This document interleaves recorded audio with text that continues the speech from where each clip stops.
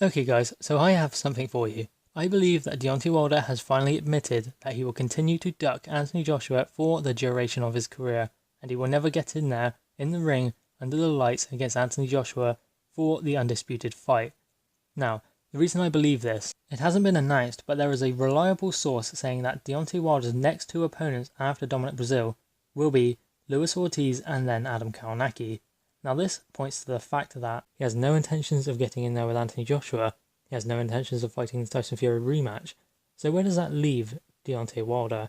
I mean, he seems to think he's a famous boxer, he thinks he's more famous than Anthony Joshua, Tyson Fury put together, but that is not the case. Otherwise, his next fight coming up against Dominic Breazeale would be a pay-per-view event. Is it a pay-per-view event? No, it's not. He said he wants to give fans value for money, and he doesn't want to charge them for this because he doesn't believe it's a pay-per-view event. Well, that's a load of rubbish to be fair, because it's not a pay-per-view event because he's not a big enough star for it to warrant being a pay-per-view event. It's not a Tyson Fury fight, it's not an Anthony Joshua fight, that is why it's not pay-per-view. I mean, he got pay-per-view for the first time against Luis Ortiz, and then for a second time against Tyson Fury, but other than that, he's not a pay-per-view fighter. The only reason he got pay-per-view then is because the other fighter made it a pay-per-view. Tyson Fury, he's a pay-per-view fighter on his own, and Deontay Wilder is not.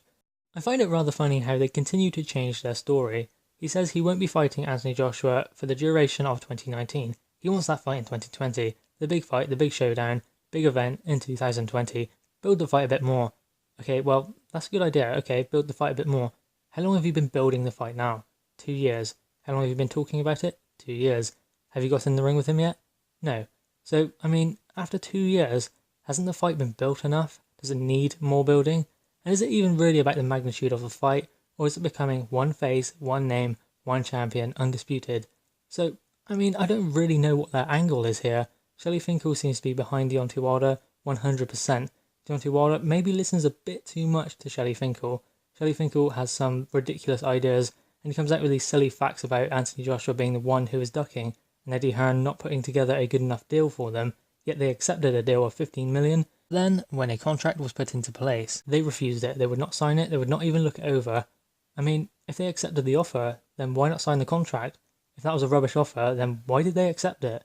I mean, it's just ridiculous. I don't know where they are coming from here. Shelley Finkel, he has no clue how to advise his client. He's not a promoter. He's an advisor. He's a manager. He works for Deontay Wilder, not the other way around. Yet he seems to be pulling the strings here, I think. And he has his hands firmly on the purse strings also. He gets money from Deontay Wilder. He doesn't want the gravy train to come to an end. He wants to continue Deontay Wilder on this path, cherry-picking his way through the heavyweight division. Now, Luis Ortiz, that would be a rematch, and Luis Ortiz, I guess he earned a rematch in that fight. So I'm going to say fair play on that one. I'll let him have that one. But Adam Kownacki, I mean, Tyson Fury, he's also due a rematch, and probably due a rematch before Luis Ortiz, because arguably, I mean, certainly I'd say, he won that fight. Tyson Fury won the fight against Deontay Wilder. So he deserves an immediate rematch. Obviously Tyson Fury went in a different direction. He's still entitled to that rematch. That should still stand. And people saying that Tyson Fury is ducking Deontay Wilder in this fight. I mean, he had 2 comeback fights and then got in there with Deontay Wilder. Do you honestly think that he's scared of Deontay Wilder? No. It was Deontay Wilder who was the one up on stage, running his mouth saying he was going to do this and do that. And when Tyson Fury said, go on then, do it, he didn't do anything. The only time he made an advance towards Tyson Fury on stage at the press conferences was when the security team came in and pulled him away, because then he knew he couldn't get to Tyson Fury. He was just scared of Tyson Fury. He didn't want to upset him, and he wanted to be friends with him outside the ring. So where does that leave Tyson Fury then, if he's not going to get his rematch? Well, Tyson Fury can go obviously for the Anthony Joshua fight if it is there. Anthony Joshua has said before he would like to fight Tyson Fury, but then again he's going to have to be sensible. And the way it looks right now with the current outlook, I say that fight, Anthony Joshua and Tyson Fury, is way more likely than the Deontay Wilder fight. I don't think Deontay Wilder will take it. He doesn't want it. His promoter or manager, but I mean really he's a promoter, isn't he? We'll call him promoter. He has a plan for Deontay Wilder, and it does not include Anthony Joshua. I mean, there was a report the other day, I think it was yesterday, saying that Deontay Wilder will be facing Tyson Fury soon, whether it is 2019 or 2020. That's what Shelley Finkel has said. Yet there is a very reliable source saying that his next fight after Dominic Breazeale will be Luis Ortiz and then Adam Kownacki.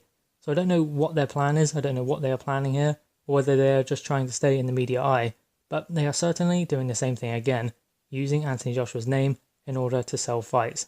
That is all they are doing. They They have no intentions of getting in there with Anthony Joshua. I mean, he's kind of proved that also by saying the WBC World Championship is the only one that matters. It is the most prestigious belt. But, I mean, does it really matter what belt you hold, or does it matter who you win the belt from? Deontay Wilder, who has he really fought, other than Tyson Fury and Luis Ortiz? Anthony Joshua, I mean, he's fought Dylan White, who's #1 contender in the world now.